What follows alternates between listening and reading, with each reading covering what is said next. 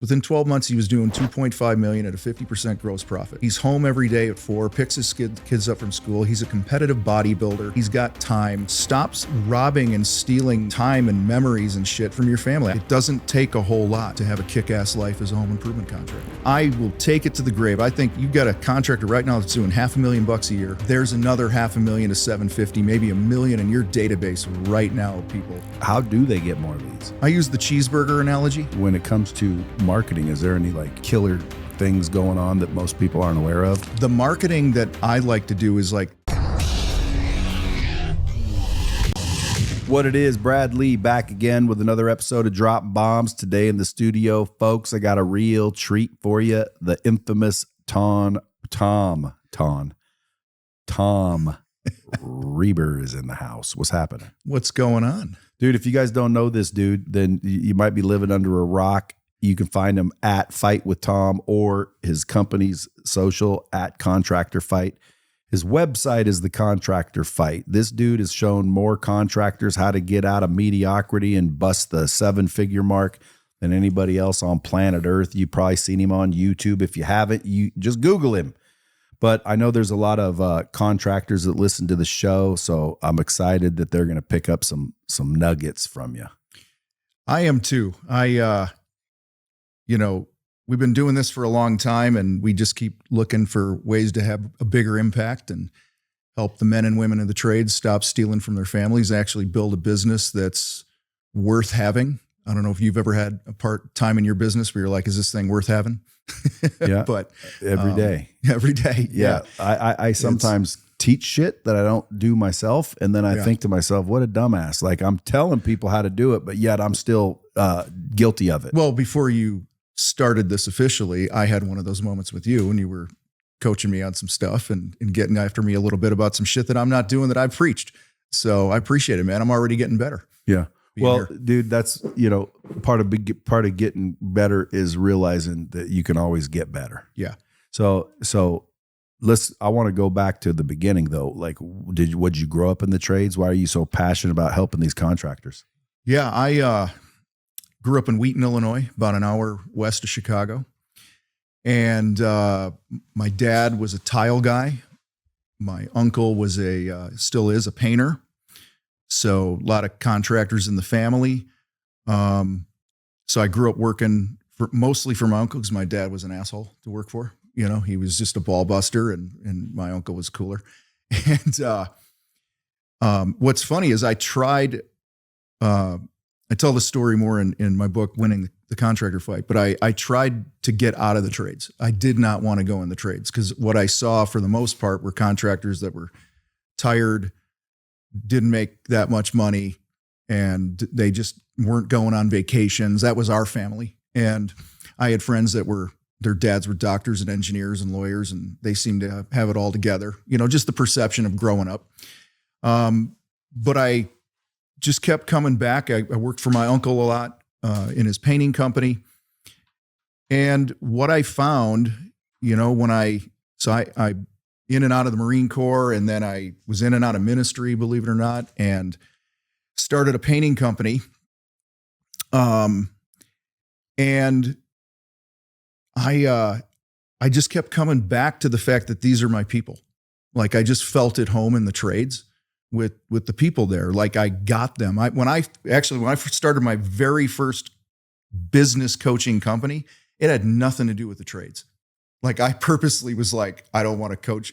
And after about 2 years of that, I'm like, this is stupid. And that's when I rebranded everything and made it the Contractor Fight. And because I just feel it's where I can help people the most. I think there's a huge need there. I've been on top, I've been bankrupt, I've been everywhere in between. And it doesn't take a whole lot to have a kick-ass life as a home improvement contractor. It really doesn't. And it doesn't, I would assume, involve doing it all yourself. No.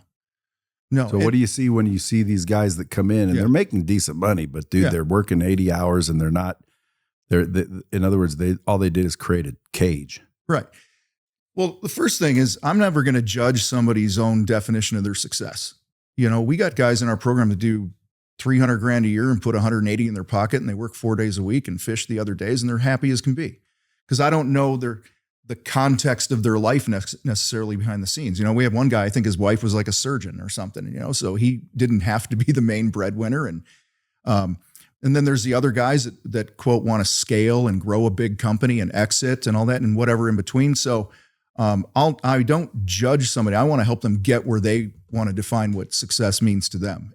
But for most, they need to get off the tools at some point. They got to, if they want to exit, if they want to exit, if they want the freedom even if they want to keep the business, but have the freedom to go away for a couple of weeks and all that stuff.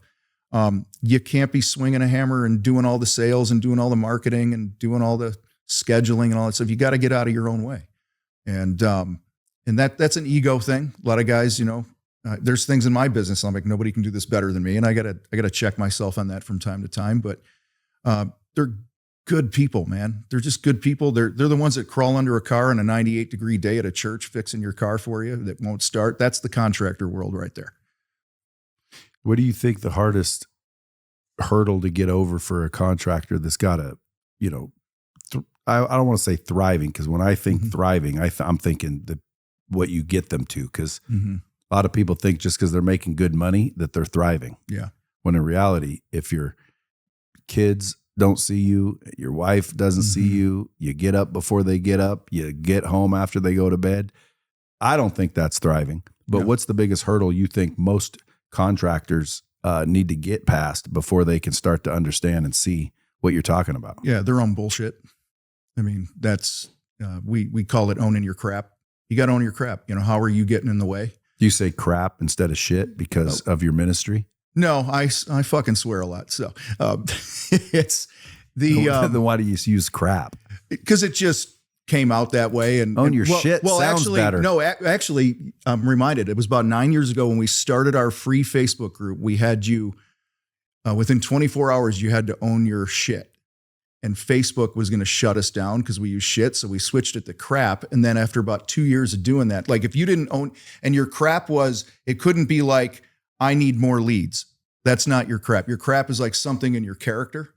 So we had them own their crap. Like, I'm lazy. I haven't made this a priority of my business and I'm suffering for it. Like if you didn't do some sort of post like that within 24 hours, we actually kicked you out of the group. And then after a couple of years of the crap word in there, Facebook threatened to shut the whole group down because we were bullying and harassing people. So that's a bunch of crap. Yeah, it is a bunch of crap. Dude, but when you said need more leads, you know, if you ask me how do you help Lightspeed right now? I'd say, dude, my biggest thing is getting more leads. So I'm sure that's a legitimate concern with contractors. How do they get more leads? Yeah. So first is, you know, I use the cheeseburger analogy. Like whenever there's something in our businesses that needs working on, the language we use inside the fight is fix the cheeseburger first. Like you and I were just talking about your Lightspeed product. It's a badass product. Like, so if you go to a restaurant that has a reputation for a good cheeseburger and you have the cheeseburger and you're like, right? Then you're not going to have a line out the door. So I think the first thing is look at the experience you're delivering. Most of the guys listening to this, most people in the trades, they paint a house in a nice way. They fix the thing. They build something cool. Most cases, I'm going to give them the benefit of the doubt that the quality of the work is pretty much dialed in to a point that you'd go, that's a good cheeseburger. But what surrounds the cheeseburger? You know, what gets people talking? You know, one of the things we do is we do a warranty call every year as an example of the experience. So if I painted your house, I also own a painting company. If I painted your house, we reach out to you about 6 months before your warranty's up and go, Brad, it's time for your warranty visit. And you're like, what's that? I'm like, we're going to come out, put eyes on the project, make sure that there's nothing that becomes a problem down the road. And if it is, it becomes our problem. Like just reaching, most people run from warranty work. So we just try to look at all the areas that a business can touch and build lifetime value with somebody. First and foremost, what's the low hanging fruit there? How do you communicate? Everything you do from answering the phone to the way you show up and, you know, are you showing up to a project, knocking on the door for a bid with bedhead, you know, and you didn't brush your teeth and you look like a slob and your truck's leaking oil in their driveway and shit like that. So there's so much low hanging fruit. And guys will say, is that a normal thing? It's pretty fucking common, man. Like it's guys. You would think they'd know to brush their teeth and look presentable. Yeah. So, do what you say you're going to do. I mean, some of this is so remedial, isn't it? It's like, I can't believe I'm having to even say it to some people, but like we didn't hire a tree guy recently within the last couple weeks for my own house because he said he was going to send something over that night to me and he didn't. And then I gave him the weekend. It was a Friday. I gave him a weekend till Monday at 6 p.m. and he didn't. It was his job to lose. He had the reviews and all this stuff and he dropped the ball. And I've been in this too long to play that game. I'm busy. I don't want to meet with several contractors and get several bids. I want to look at somebody who's got great reviews, great experience, but he was not building trust along the way. And it just gave me pause. So I think there's a lot of things that we can do from a marketing, without even spending ads and all that stuff. Yeah, if you want to scale, you got to spend money on ads, right? You got to build the brand and all that stuff. I will take it to the grave. I think you got a contractor right now that's doing $500,000 a year. There's another $500,000 to $750,000, maybe $1 million in your database right now, people, just if you would raise the level of that experience, all the things that surround the actual project. Is this what you're coaching on? Yeah. Or one of the things? Yeah, it's one of the things we do. A lot of it is, marketing is also your sales process. When somebody calls, how are they feeling? Are you listening? Are you asking great questions? Are you leading with empathy? You'd think with the contractor fight that like we're really in your face with like hard closing techniques. We're not. We're about making you feel heard and differentiating that way. Like we pull it out of you that people buy for their reasons, not my reasons. Like I could give a client 50 reasons why they need to hire my painting company. But if none of those reasons resonate with you, then what good is it? People are like, well, how do you sell value? That's how you sell value is you uncover the things that they have that are important to them. So yeah, marketing, everyone and their brother wants more leads. I get that. I want more leads, but let's make sure that we're taking care of the leads that are coming in right now to the best of our ability. I think that's another place that we really help people. It's like a fundamental. Yeah. Because that'll in and of itself generate more leads just based on referrals, word of mouth, Yelp reviews, yada, yada, yada. Mm-hmm. What, when it comes to marketing, is there any like killer things going on that most people aren't aware of? Like ad strategies or?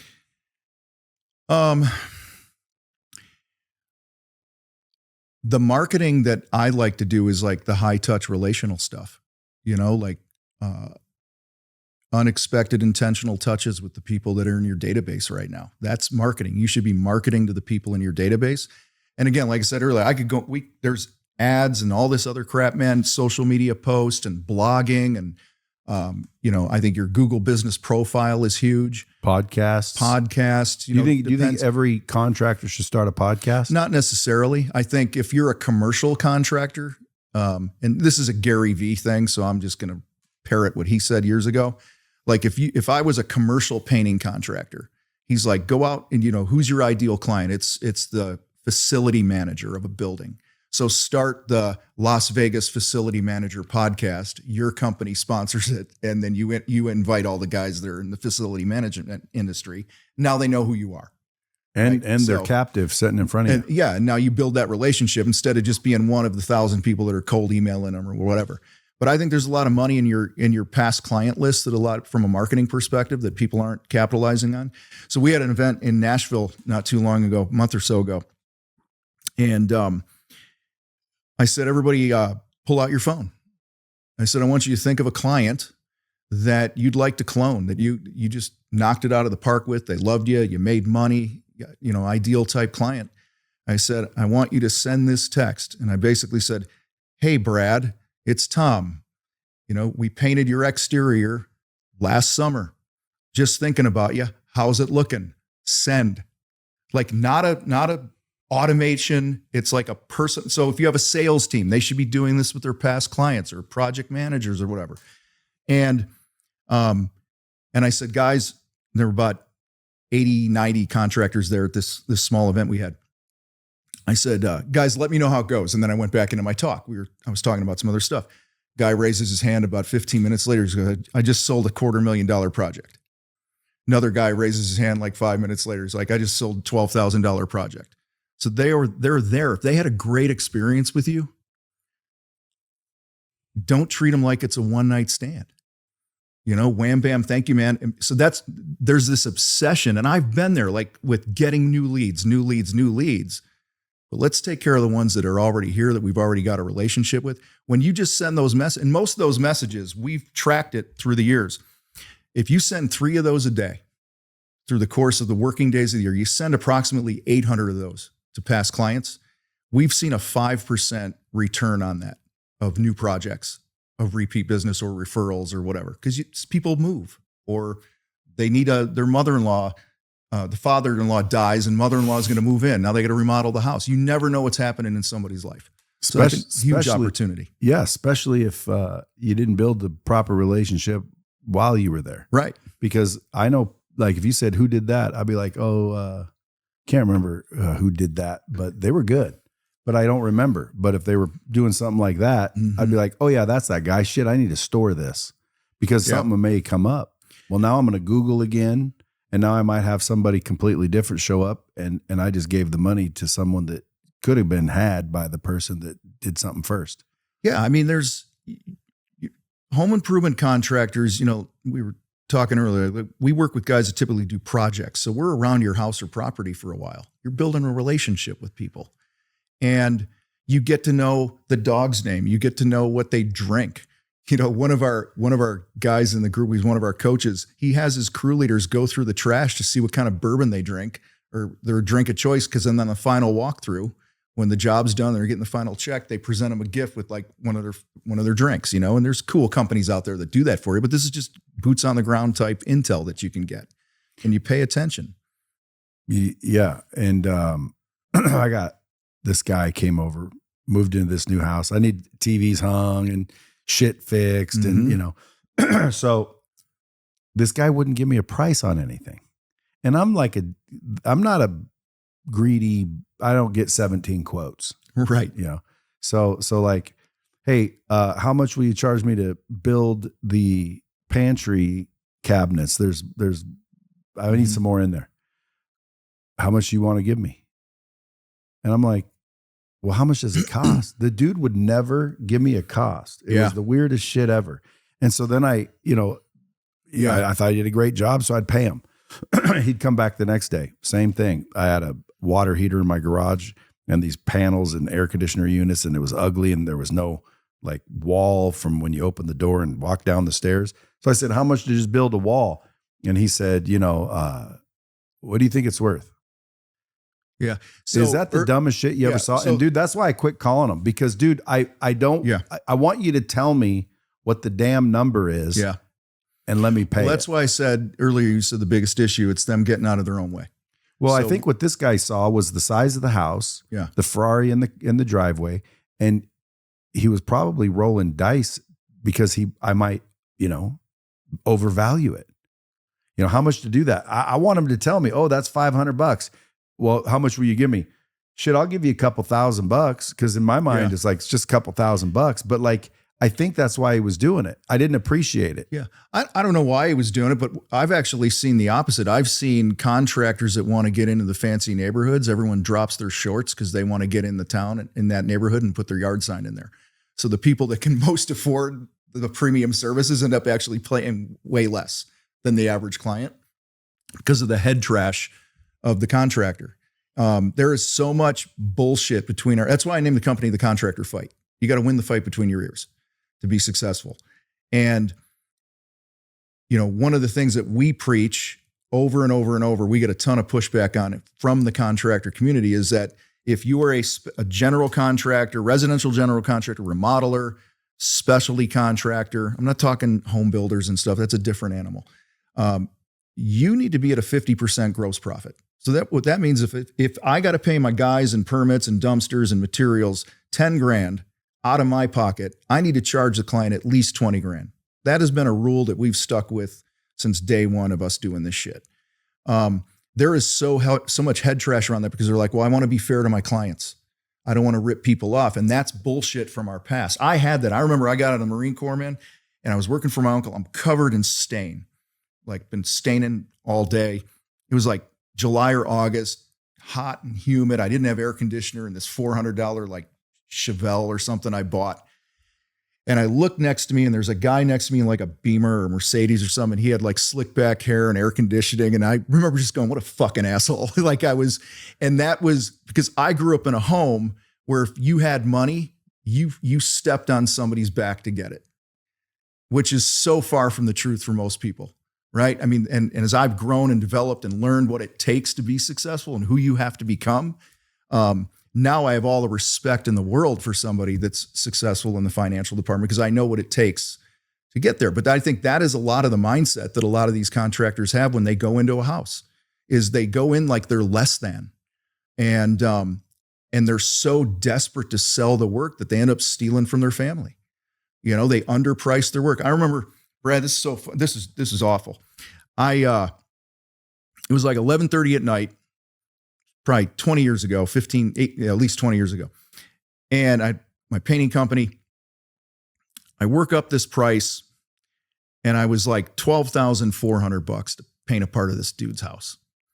And I remember sitting there, I got up, got a glass of water. I came back for like an hour. I'm like hemming and hawing. I'm typing up the email, and I redid the bid like 4 or 5 times. And then I finally rebid it, moved the price from like 12.4 to 11.8. Because I'm like, well, if it says 11 instead of 12, I'll probably get the job. I send it. I go to bed. I wake up in the morning. He replies, hey man, let's get in on the schedule. This is awesome. I thought it was going to be like 20 grand. And that is just one of probably easily hundreds of times that I negotiated against myself and I made up stories. So when you're standing there and you ask that guy how much to do this thing, you bracket it. You simply go, Brad, listen, we got one of a couple ways to deal with this. Before we talk numbers, like, tell me what you're after.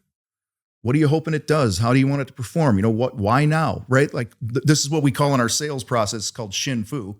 We call it the motive. Like, what's the motive? Once you're clear on the motive, hey, are you cool if we talk about what this could run you? Yeah. Well, listen, we got the Taj Mahal option, which is blah, blah, blah, blah, blah. Something like that. You might be 16 grand, 14 grand on the high end.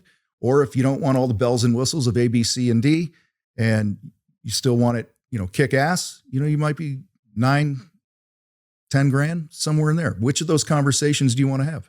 Now I've given you control, right? I want the Mac Daddy. All right, cool. So, and we do this over the phone, by the way. We train guys how to do this before they get in their truck and drive out to somebody's house. How do they do that without seeing it? They send pictures. We get pictures. We pull it up on Zillow. You're in your trade. You kind of know. So you should invent an app that they could point at what they're talking about, and the AI has a contractor mind. It can ask simple questions and be like, bing. Well, we have a step 3 of our process we call the truth. So, and that would be like if you and I agreed on like a $14,000 to $16,000 budget for something, in step 3, before I come out there, I'm going to say, Brad, what would you like to do? Hey, can you come out and get me an exact number? I'm going to go, absolutely. Thanks for inviting me out. Hey, we call it truth. Step 3. So it's motive. Step 2 is you talk the money. Let's get on the same page with money. Cause it's just like you're like, give me a price, right? Like it's why I got rid of the dude. We both know there needs to be an exchange of money here. And step 3 is, hey, Brad, real quick, on rare occasion, I get out there and I see a game changer that's going to keep me from sticking within the budget agreed. It could be access, it could be something funky. It doesn't happen, which is true. It doesn't happen very often. But if I see something that's going to prevent me from that range that we've agreed upon, are you cool if I just call a timeout and we put our heads together and figure out what you want to do? Because now I'm not bait and switching you. And a lot of guys are afraid to have this. This is our pre-qualification process because contractors, they spend so much time in traffic, burning gas, writing quotes for people that are never going to hire them. Okay. And so this is one of the ways that we help you stop stealing from your family is we help you get your time back. And so much time is burned in the estimate process. We've tracked this through the years. And this is all of our contract. It's not just one particular trade. So it could be a GC on the real high end. It could be, some other trade on the low end of time. The average is about 3 to 4 hours of a contractor's life per bid with drive time, meeting the client, the prospect, measuring, typing shit up, follow-up calls, all this other stuff, revisions. That's a lot of time. And so we found that when you have this conversation up front, dude, you're getting like 50% of your life back of estimating time. And you're only spending time meeting people that are a great fit because you've gotten the motive, you talked money, you talk decision makers, all those different things up front in a 10 to 15 minute phone call. So really you're teaching them, intelligence. Yeah. Yeah. It sounds like a little self-worth is added in there. You get them to, because the guy that says, I can't charge that much. It's either they don't think their work's worth it. Bingo. Or they believe that they'll be priced out. In other words, like, dude, everyone's going to come over here is going to price it at 20% margin. Yeah. So I'm going to try to do it at 15. Mm-hmm. Well, now they're negotiating with themselves. Yeah. Why not just stick it out there? Yeah. And not only that, like, dude, listen, I value my time. And I think anyone that has a brain in their head, anyone within of any age and wisdom starts to realize time's the freaking value here. So it's not the parts and the materials. If this dude could do the parts and materials, he wouldn't have called you. Okay. They don't know how to do it. They're looking for someone that knows how to do it. Well, that's the value. I know how to do it. I know how to do it well. I do a clean job. I'll get in, I'll get out. I won't bother anybody. But I'm gonna be pricing it around 20 grand. Yeah. Now, all your other techniques I'm sure help, but to me, that's self-worth. Yeah. Like you got to get somebody's confidence up. Well, it comes, our methodology, if you want to call it, is we believe success is an inside-out game. So everything we do starts with a strong you. You got to be strong yourself, like you just said with the confidence. You have to have. What are your standards? Because you can't be afraid of no. Right. Then it goes to strong home. Date your wife. Be home for dinner at 5 o'clock when you said you were going to be home for dinner. Stop robbing and stealing time and memories and shit from your family. I can't tell you how many times I've done that in the past. And then it's strong business. So it's strong you, strong home, strong business. What happens is we go strong business and we give it because our intentions are to take care of the people that we love.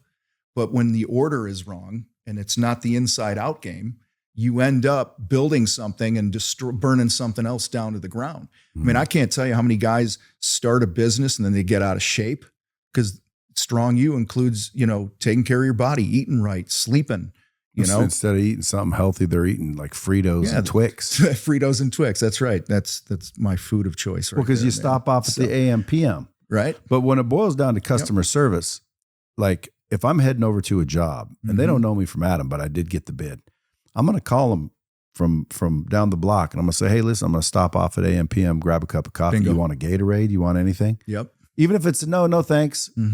I'd be like, damn. That's different. Cool. You're differentiating right there. Not only that, but like, dude, it's all about relationships. I'm not even in the trades, but I'm about to be. I'm going to get in them. This is like the 100th episode in a row you've said that. I know, right? but dude, so, I don't want to steal from my family. There you go. And so what I'm really looking for is for someone in the trades to say, hey, partner with me, because I don't really want to be in the trades. I want to profit from the trades. Yes, you do. Because the trades right now, like if I'm listening to this and I'm flipping burgers, landscaping, hard ass labor, I'm thinking to myself, well, fucking, how am I ever going to get anywhere? Dude, quit working for someone and start your own business. Yep. So like, dude, how hard is it to start a contracting business? It's easy. You got to get licensed. It's easy, depending on your trade in the state. Some don't require it. But if I don't feel confident in getting leads, how do I, what accounting system do I use? Right. I would just paralyze. And I think that's what a lot of people do. Yeah. That's where peer groups are so important. What free, paid, whatever, like, who you hang with, right? Yeah, but you give away a lot of free content. We do more free content than anyone on planet Earth in our space. So are you looking for like, who's your perfect, client? Is it like, hey, I'm doing $9 million with a $4 million EBITDA? Or are you looking for the guy that's doing $400,000 with a $20 EBITDA? Yeah, it's the latter. Yeah. So you're looking for, let me tell you about Anthony. Okay. Anthony, and back to the root of one of the issues, and you talked about self-worth and stuff. One of the biggest mistakes contractors make is they price their work based on the going rate. Okay. The problem is 90% of contractors don't know their numbers. Can I interrupt? Yeah. Another thing they have to understand is, dude, contractors know the going rate. Customers don't. Well, customers go to Google. I know, but like they watch HGTV. They see articles written. You can say that all you want, but I am a customer, and I don't know what building that wall costs. I don't know the going rate. Right. Now, again, I'll give you that. I'm uninformed, but most of us are uninformed is all I'm saying. So you determine the going rate and you build the going rate and you present the going rate as the going rate, when in reality, I think you're telling on yourself. Nobody knows the going rate. How much does it cost to redo my bathroom? Depends. Exactly. There's no going rate. Yeah. And by the way, I had someone come in the other day. You want to know a clever marketing tool that they did? What's that? Business owners, listen up. If your business needs more money, and it will, banks aren't built to move quick. They make you fill out a ton of paperwork, wait for a decision, and by that time, the opportunity is passed. So if you want bank rates without bank delays, you need to check out Cardiff. Cardiff's been helping businesses get same-day funding for over 20 years. We're talking up to $500,000 approved and funded quicker and easier than big banks. You can apply online in under 2 minutes and get funded as fast as the same day. So whether you need quick money to bridge a gap or do more marketing, get some equipment, or hire more people, I'm telling you, apply today at cardiff.co/Brad. Stop letting slow money cost you opportunities that move fast. There's no impact on your personal credit. So apply now at cardiff.co/Brad. Subject to approval, terms and rates vary. Cardiff, borrow better. I saw an ad on Facebook or social media that basically said, hey, we're looking for 5 homes to basically do wholesale remodeling. Basically only 5 throughout the Las Vegas. They won't do 6, Brad. Throughout the Las Vegas area. And I'm thinking, well, shit, dude, I got a social meeting following. They're going to pick me for sure because I'll get them some attention. And I really did. So I do need my bathrooms remodeled. And so I put my name in there and they came out and they did the whole thing. But then they sent me a freaking retarded. If this is wholesale, bro, I bought the wrong house. Okay.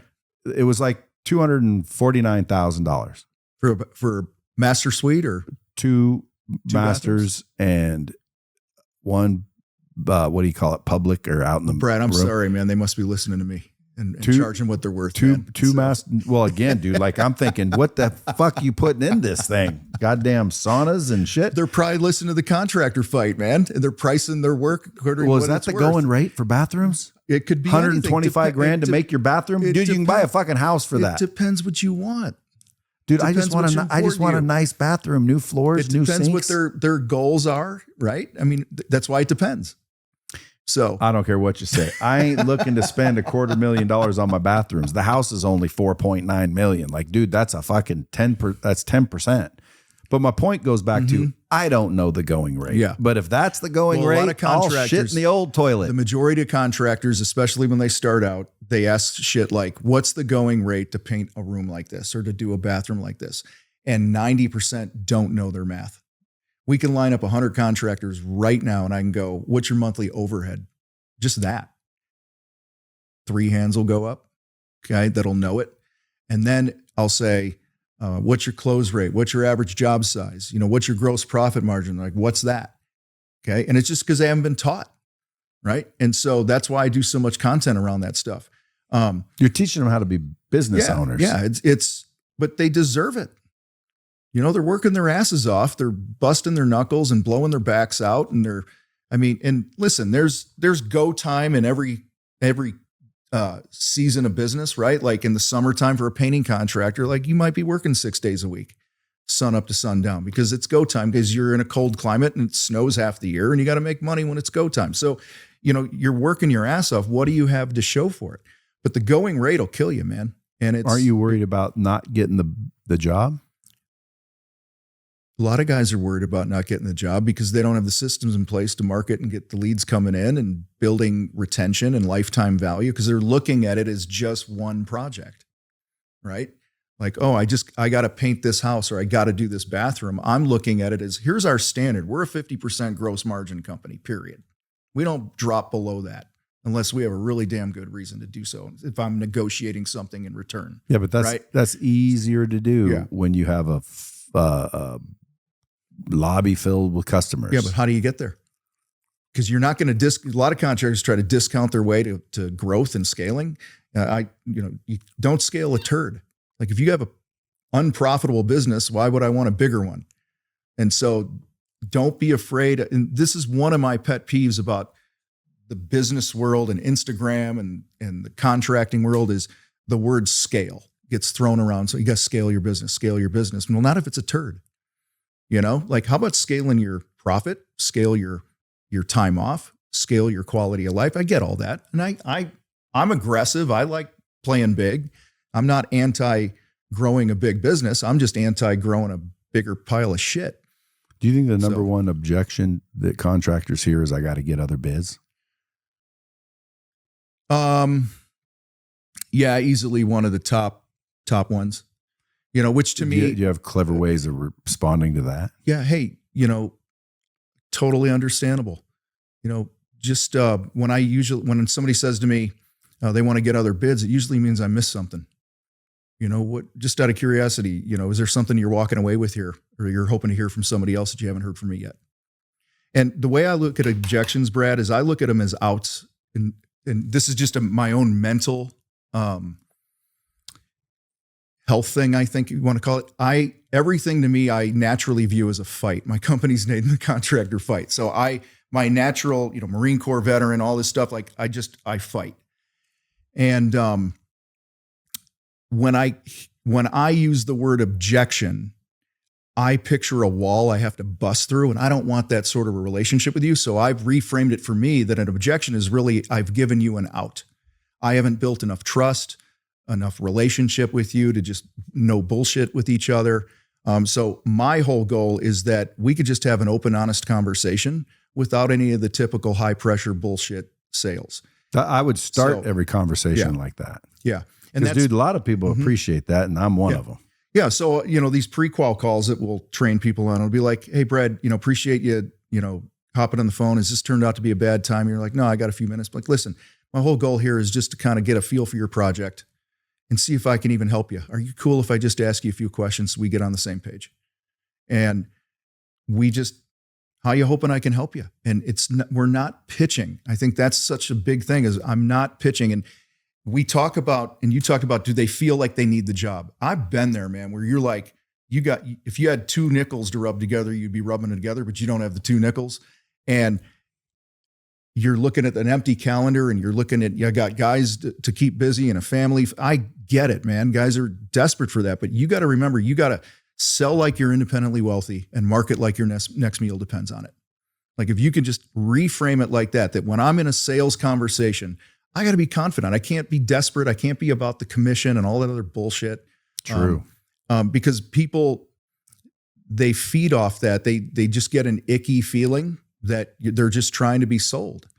We had this guy, Anthony.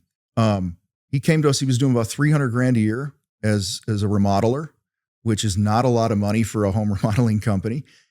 He made like $12,000 in the year before he came to us. Within 12 months, he was doing $2.5 million at a 50% gross profit. Last year, he did 5.1 at like a 33, 34% net profit.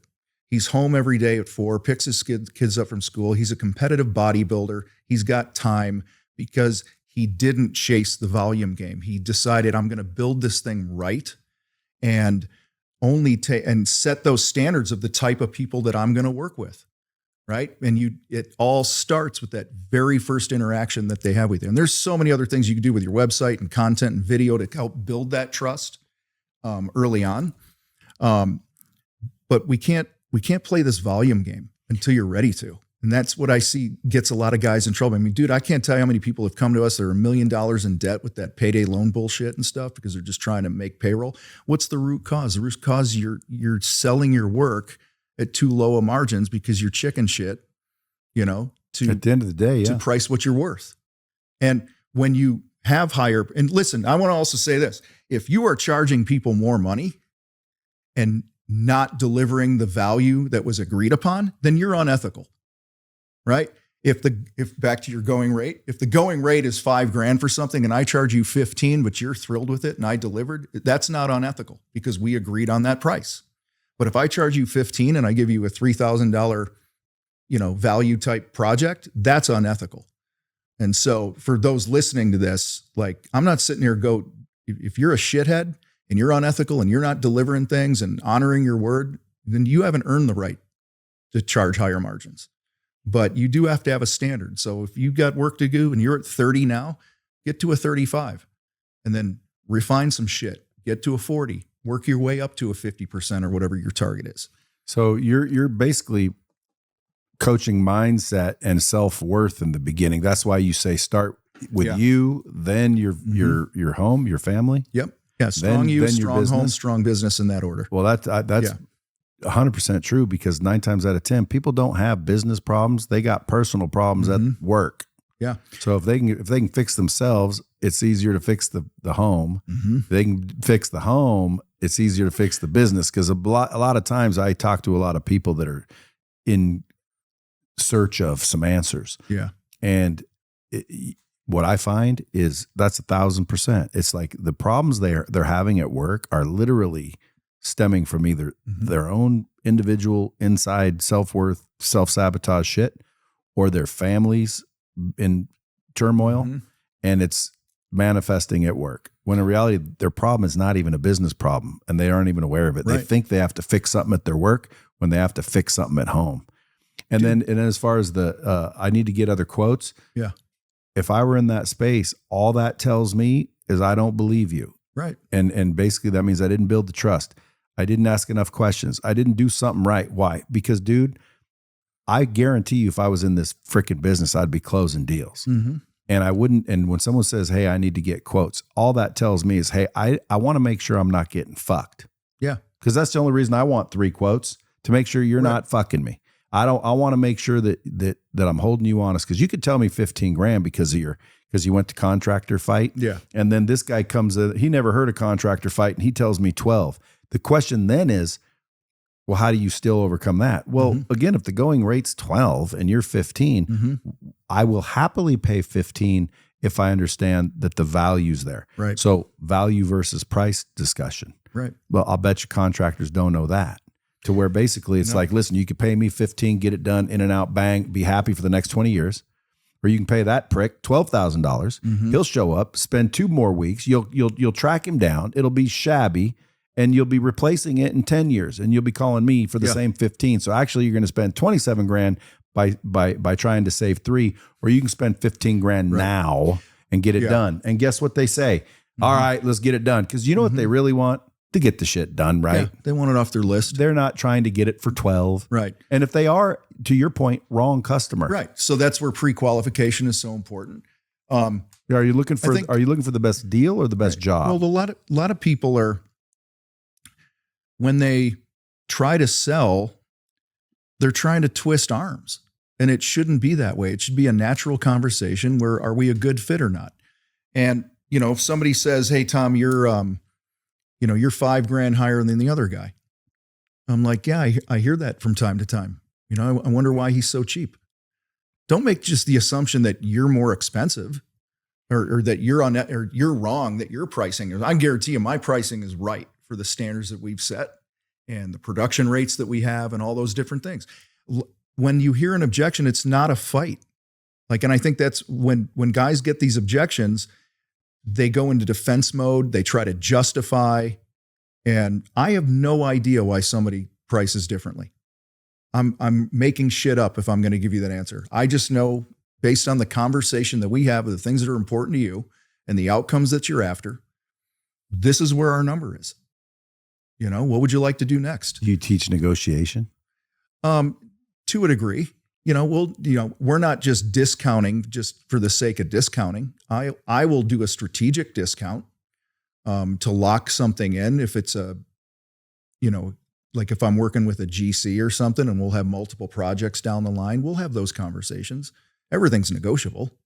Yeah. For Well, sure. again, there's negotiation strategies that people don't realize that, you know, like when someone says, hey, you're $5,000 over what these guys do. If, Brad, we have an opening, we always have an opening the last 2 weeks of August because people are gearing up to go back to school. We're always scrambling to fill those. Are you cool waiting until that was the last couple of weeks of August for us to start your project? Yeah. And if I were able to do that, I could, could I knock $2,000 off and we get it on the schedule today? Yeah. Right? Well, that's closing. Yeah. Yeah. Because closing is a strategy. It is a skill. Yeah. And so a lot of people, they don't, when I'm a good contractor, dude, that means I can build shit well and I understand tools and I'm good at what I do. Doesn't mean I'm a good closer. Doesn't mean I'm a good negotiator. Doesn't mean that I understand business. Well, it means I'm a killer contractor. Yeah, most are great at the tools and building the projects. That's why we exist, because there's so much more. It's two wings of an airplane. Like you got to produce the ship, but you also got to sell and market it and fulfill promises. And neither wing is more important. Well, dude, I can't build a frickin' ice cream sundae. So I'll bet you I could go out and build a successful contractor business by employing the contractor and just making the spread you're talking about. Yeah. And I'll give him his 12, okay? Because he doesn't value himself, but he's good. Yeah. Well, I ain't good, but I value myself. Who do you think is going to make more money? Yeah, you are all day. And I can because I don't need to do it. I don't need to understand it. All I need to do is sell it. Exactly what I said before is you approached it with selling like you're independently wealthy, like you don't need it. And that actually builds trust when you're sitting across a table from a prospect. 100%. I don't need it. I can walk and my life is not going to be any different versus, that desperation that oozes out of people. And I'm trained on rebuttals and logic. Right. So when someone says to me, you're more expensive, I can have a conversation with the individual to let them understand the difference between price versus cost. Right. Like, listen, I understand that like some people are going to come in here, they're going to lowball you. It's called lowballing. And ultimately what they're going to do is use cheap parts, cheap labor, or whatever the case is. That's the only reason they're getting to 12 because they want your business. And then you heard of a change order? Yep. That's where they get your business, your wall's torn down. They're halfway through and they go, oh, sorry, we actually going to need $4 more grand. And now you're paying 16 when you could have got it done first. So out of curiosity, are you looking for the cheapest possible way to do it? Or are you looking for the right way to do it? Because if you're looking for the cheapest way to do it, I'm not your guy because I won't do that because now you're going to have shitty reviews. You're going to be pissed off at me. And brother, I just want to be your guy that you call it from now on. Right. Let me bring you a freaking coffee after this guy shows up and then see if I come back. Yeah. And all of a sudden the guy's like, all right, you know what? I like you. Go ahead. Just get it done. A lot of that money talk is set up in the initial conversation just to formalize it, what we call the motive. Like, hey, Brad, somebody's going to build this thing for you. Let's pretend it's the last day of the project. You're writing a check, you're handing it to somebody and they're pulling out of your driveway. How are you going to know you hired the right guy? And then shut your mouth. If it was done right, just quick, shut your mouth. Clean. Okay. No mess. Don't fuck up my furniture. Fuck up your furniture? Yeah. You're building something right there in the middle of the living room and I don't want to have to freaking come home and find a fuck up. Okay. Sounds like you've had some experiences. Yeah. A bunch of fuckers that show up and fucking run their mouth and they don't know what they're doing. Or worse, they'll show up, they'll do a bid, get me all excited. I write the check and then freaking delay. You ever get those? Delay. Like, dude, I've hired people. They're supposed to be here Friday.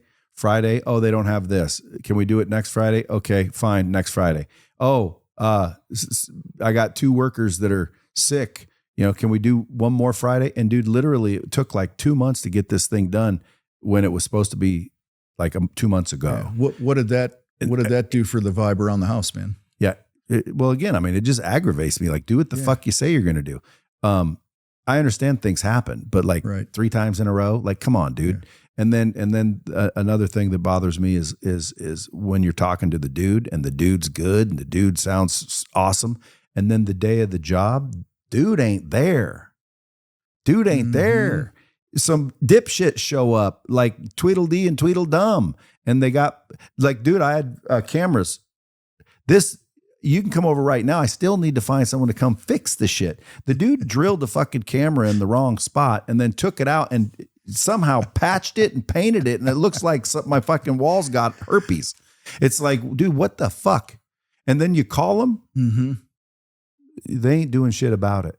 It's like, dude, listen, good quality work I'm willing to pay for. And I bet you more people are than contractors think, but they got no value in themselves or their work ethic. So Brad, you said a lot there. The furniture, the mess, the reliability, showing up, and all this other stuff. And it's probably not a crazy idea that you're talking to other contractors about your project. Not yet, but I do plan on getting 3 bids. Okay. Yeah, keep you honest. Yeah, keep me honest. Yeah. I want to make sure you're not, I'm willing to bend over backwards, but I'm not willing to bend over forwards. Forward's never a good way to bend over. So let's pretend you're going to talk to 3 people or 10 people or how many you talk to. Just a couple. All right, just a couple. Just want to make sure you ain't screwing me. Couple 3. And you're going to make a decision. Like, what's that going to look like to make sure that you're not getting screwed? How are you going to know you're not getting screwed? Well, depending on what the all 3 come in on, because you guys ain't talking to each other. Right. So if you're telling me 10 and this dude says 5, I'm going to figure out why are you $5,000 more before I decide anything. Let's pretend we're all at 7. Then I'll hire you. What makes you say that? Fuck, you're here. Let's get her done, son. All right. So if I can walk your project and we're in that 7 range, you're truly cool with not talking to other people, because it sounds like you've been burned in the past. Well, I just don't know what they go for. I don't know the going rate. Fuck if I know. But I don't even know what labor or materials would cost. And I'm going to ask you a question here.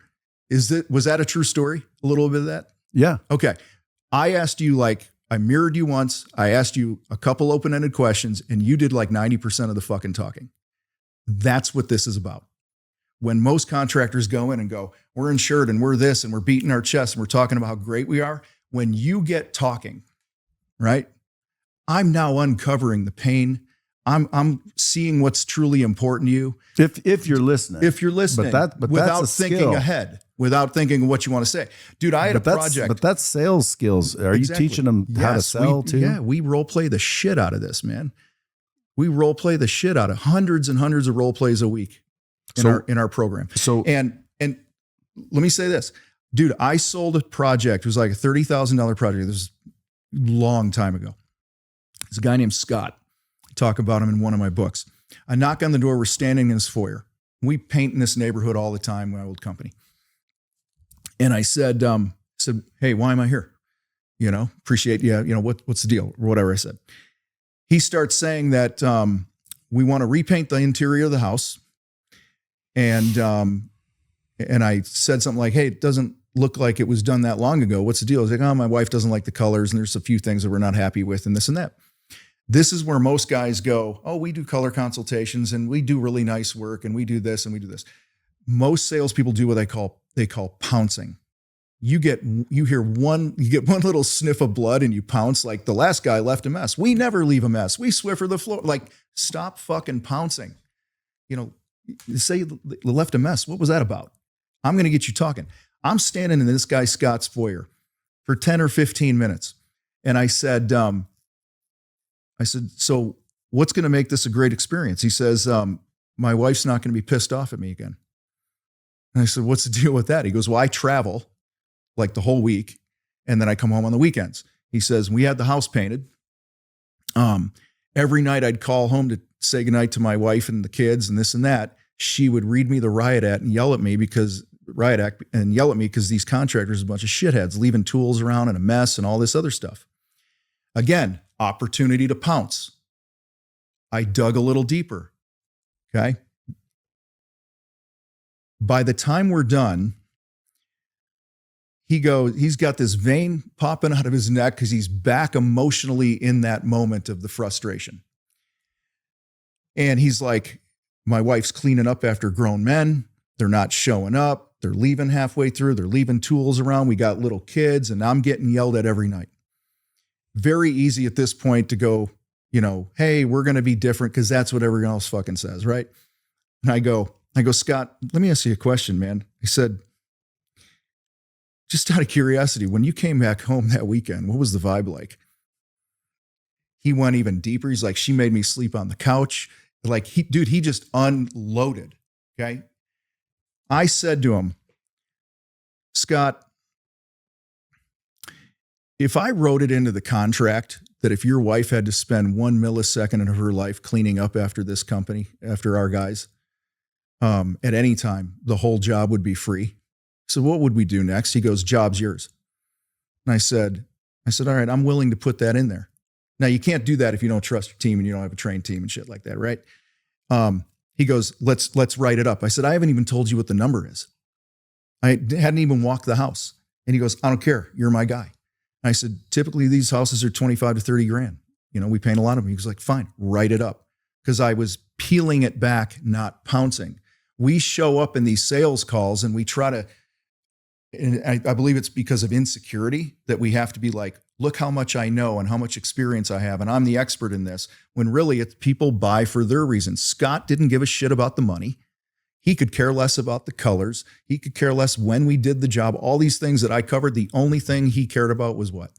Not having his wife pissed. Not having his wife pissed. That was his motive. When you uncover the motive, it changes the damn game, man. It's crazy. And it's, I mean, I could tell stories for days on this stuff, but it all comes back to what we said before. You got to be strong at your core. You got to build that confidence and honor the commitments that you make to yourself. I mean, dude, I quit drinking because I'm like, there's no ROI in this, you know, and who I am goes with me into my relationship with my wife and my kids. And then that relationship and quality of life and all that goes with me to work every day. So back to what we said earlier, like if you want to be better in your career, start with unfucking yourself and what's going on under your roof. Yeah. And I think that goes outside the contractor 100%. space. That's just life. So you're a life coach in the contractor space, basically. That's such a soft word, life coach. But I mean, again, because what you're talking about will improve their life. Yes, it will. Not just their business. Their business will improve, but so will their life. Yeah. You know, when you raise your value, I always tell people, if you want to raise your net worth, you got to raise your self-worth. Mm-hmm. And people don't get it. And to me, like, dude, you do that, yeah, your business will get better, but so will your relationships. Yep. The one you have with yourself, the one you have with your kids, the one you have with your wife, everything in that realm gets better. That's where you get the you, the home, the business, because you already know, fix you. Yep.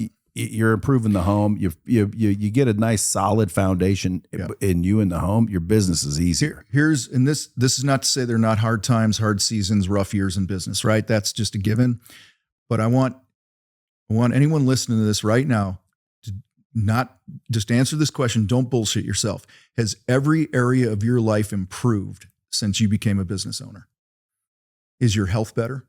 Is your marriage better? Is your bank account better? Are you a better parent? Okay. And if not, you got some fucking work to do. It's that simple. And that's life. Because this happens to I got a bomb. Business. Look at that, man. There you go.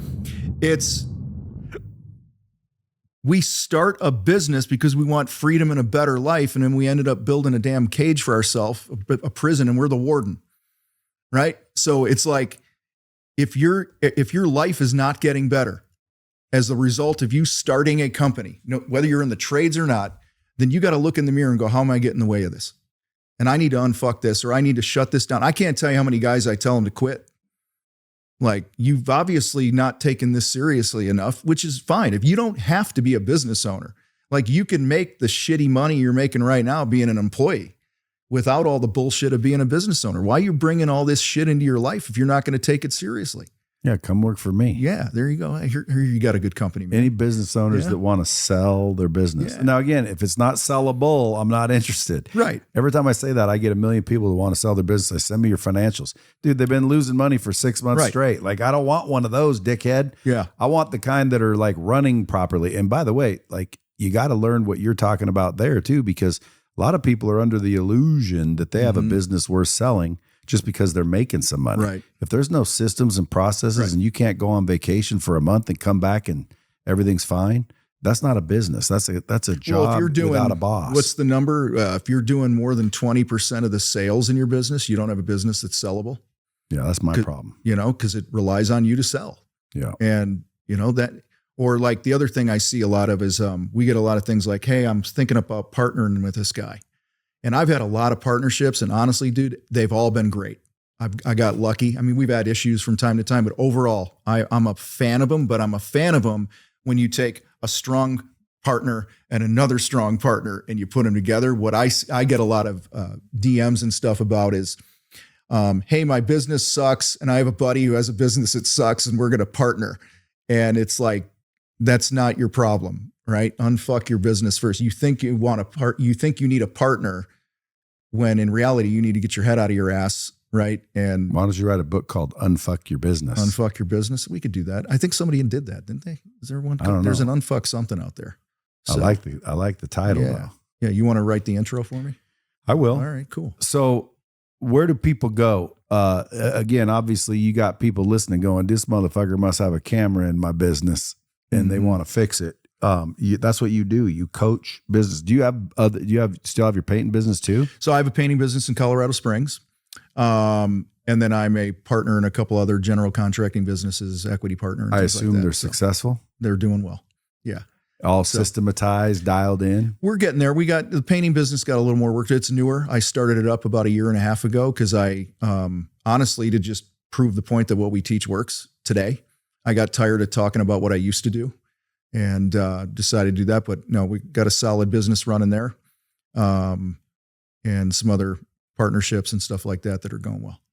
You should also like figure out who in private equity is out there rolling up these successful businesses, because dude, they'll run across 20 that want to exit, but they pass on them. Dude, they're just referral source for you, because you could literally have them say, yeah, because they want to buy the business, but when they find out, it's unbuyable, right? They pass. And then these guys are just sitting there going, what the fuck? Well, nobody wants to buy a job. I know, but like if these buy guys themselves a job is what I'm saying. Yeah, but these guys are running across all kinds of businesses they're passing on, dude. If they could just say, hey, listen, if you go see Tom, come back in 6 months or a year, I'll buy your business. Yeah. So you should partner with those guys, because they're running across all kinds. Because, dude, private equity's buying up the trades left and right. HVAC, roofing, painting, pressure washing. It doesn't matter. Yeah. Because AI is knocking out the thinkers, and they're all going to need a place to work. Well, guess what? They're going to end up being the contractors. They're going to end up being the plumbers and the electricians and all those guys. This is the place to be, is the trades right now. And not only that, but it's the coolest place to be. Right. Because everybody's like, most people are like salt of the earth. Now you got some freaking con artists out there that are operating like they know what they're doing, but they don't. Right. And you got to be careful of those. But realistically, I see the trades exploding. You try and call someone right now, dude. It's hard to get anyone even to come to your house and give you a bid.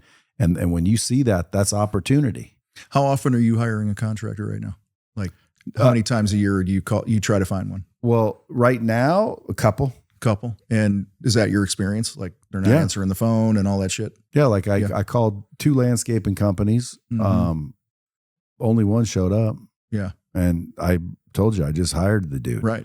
Although, and he listens to the show, so he might want to listen to this. He sends me this, bid for $59,000. And again, I'm like, make sure there's pictures so I can kind of see what you're envisioning. Cause I got to see what the fuck you're planning on doing. Yeah. So he did that. And then I'm like, oh, cool. And then all I did was send him an AI picture of my house with like, what I thought looked cool. Some ideas. So just give him ideas. And he sent me another fucking bid for like $99,000. And I'm like, what is this? Like, I thought we already said yes to this, which I did. Yeah. I already gave him a deposit. Like, let's go. Let's get it scheduled. And then he sent me another bid.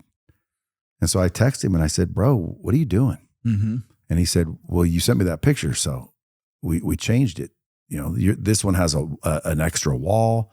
This dude was about ready to build me a wall that didn't exist there because AI threw it in there. Right. And I'm like, bro, the $59,000 deal you showed me with the pictures, that's what I want. And I was hoping it was going to be done by today. Like shit, bro. That was like 2 weeks ago.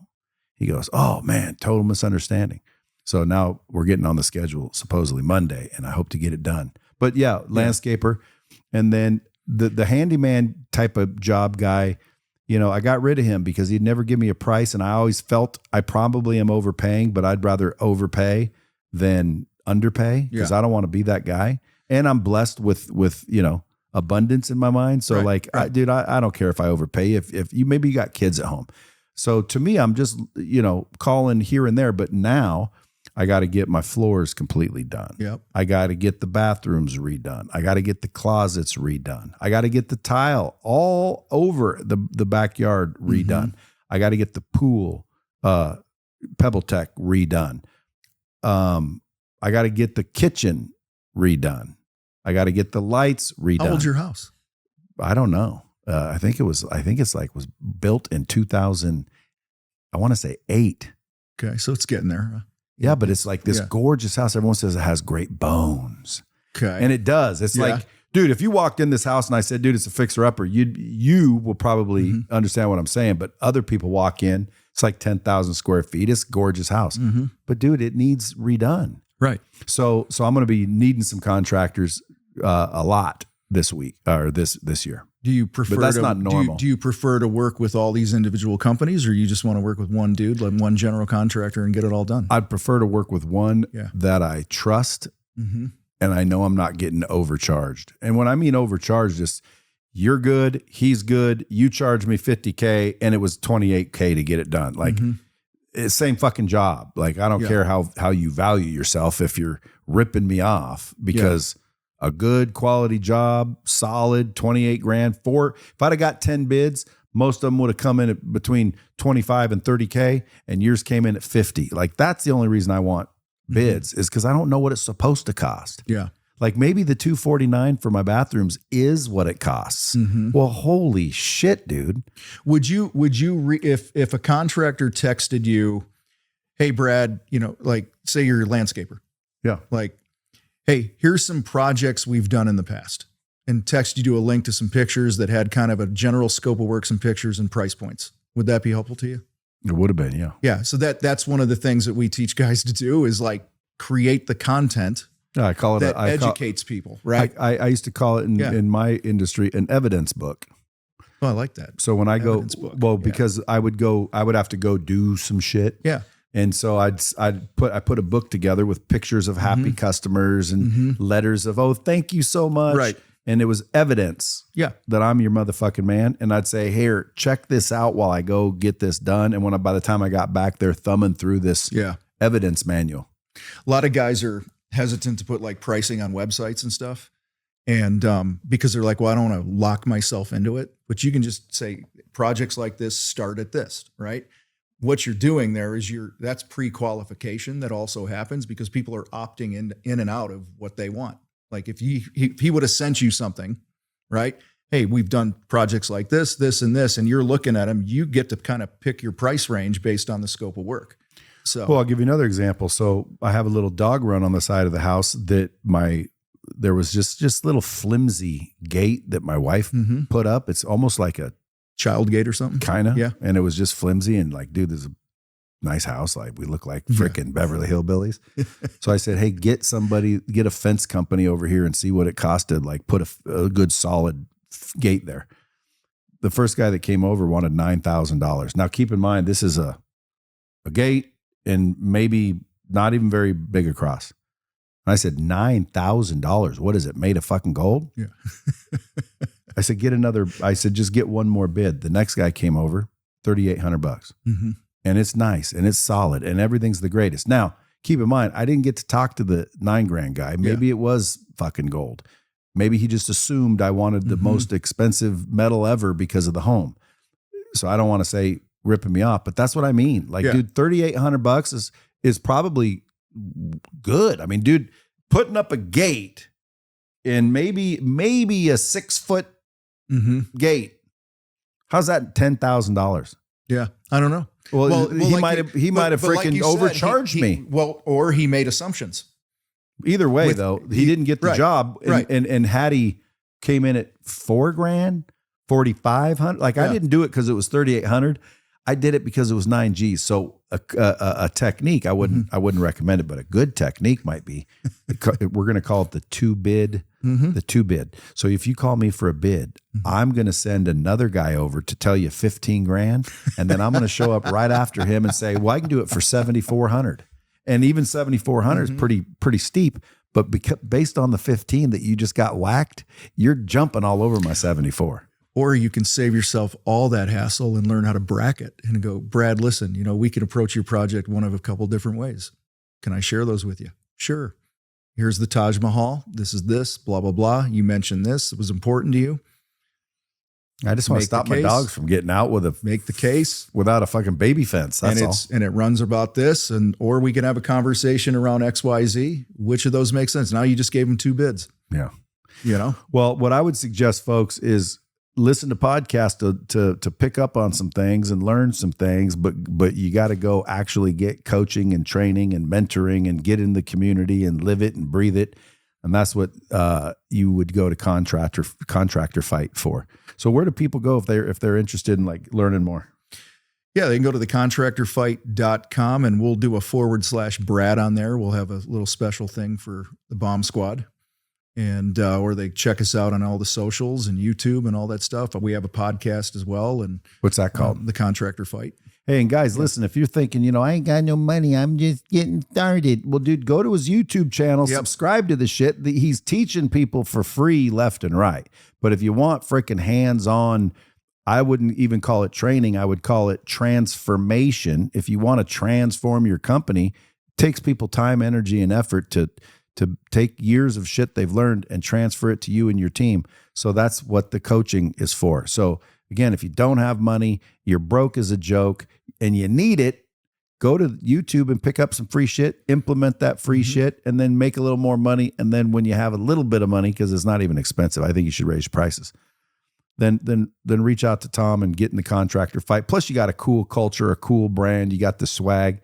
You got a community of like-minded people. I'm sure you guys are sharing resources. Oh, yeah. Buying power. There's more to it than just training and coaching. Like the community's next level. What is the Battleground? Battleground's our flagship group coaching program. So that's where it almost made me think that you guys were contractors and you basically got in a ring every month. You keep telling me that. What do you should add that. Yeah, you guys hit me up on Instagram. If you think we should put on a match, man.